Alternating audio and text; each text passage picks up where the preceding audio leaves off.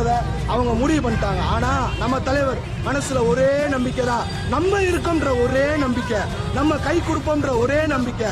நம்ம கை கொடுத்து அவரை மேல உயர்த்துறோம். அவர் தான் அடுத்து தமிழ்நாட்டை ஆள போறவர், அவர் தான் எப்பயுமே ஆளுவாரு. நிறைய பேர் சொல்லி கேள்விப்பட்டிருக்கேன், வெற்றிக்கு பின்னாடி ஒரு ஆணோ ஒரு பொண்ணோ இருப்பாங்க அப்படி இப்படின்னா. ஆனா எனக்கு பின்னாடி நிறைய அவமானங்கள் இருக்கு.